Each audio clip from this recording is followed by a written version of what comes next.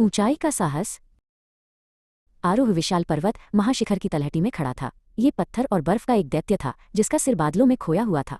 उसने नीचे अपने छोटे कांपते हुए खुरों को देखा और सोचा कि क्या वे वास्तव में उसे इतनी ऊंचाई तक ले जाने के लिए काफी मजबूत हैं। उसके लिए वो चोटी एक ऐसी दुनिया थी जो केवल दिग्गजों के लिए बनी थी। नीचे से देखने पर हर पहाड़ बहुत ऊंचा लगता है। चट्टानों के गिरने जैसी भारी आवाज गूंजी। वो अचल था, घाटी का सबसे पुराना बकरा।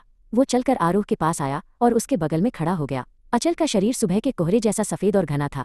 अचल ने इस शिखर की हजारों बार चढ़ाई की थी, फिर भी वो कभी थका हुआ नहीं दिखता था। अचल ने अपना खुर पास की एक संकीर्ण चट्टान की दरार में फंसे एक छोटे चमकीले नीले फूल की ओर इशारा किया। ये एक ही बार में इतना बड़ा नहीं हुआ, अचल ने धीरे से कहा। ये एक बार में एक पंखुड़ी के साथ बढ़ा, सूरज की ओर पहुंचते हुए। पहाड़ भी बिल्कुल उसी तरह जीता जाता है, एक समय में एक छोटा स्थिर कदम।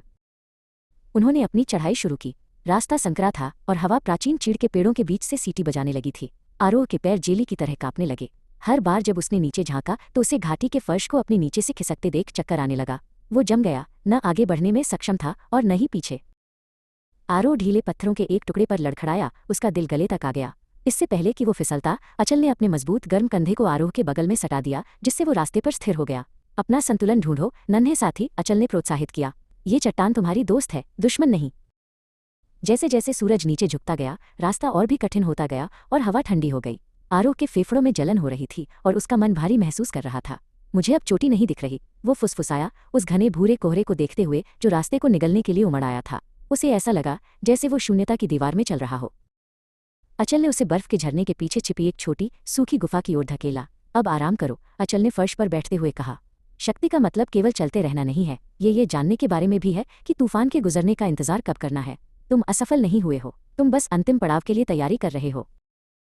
सुबह तक कोहरा गायब हो चुका था, जिससे चांदी जैसी बर्फ से ढका एक रास्ता दिखाई देने लगा जो हीरो की तरह चमक रहा था। अचल ने घुमावदार रास्ते की ओर देखा, उसकी आंखों में शिखर की यादों की चमक थी। सबसे अच्छा दृश्य दिखने से ठीक पहले हवा हमेशा सबसे पतली होती है। अचल ने चोटी की ओर सिर हिलाते हुए वादा किया। आखिरी रास्ता सबसे कठिन था, नुकीले पत्थरों की एक ऐसी दीवार जिसे पार करने के लिए आरोह के पूरे ध्यान की जरूरत थी। उसने एक गहरी सांस ली।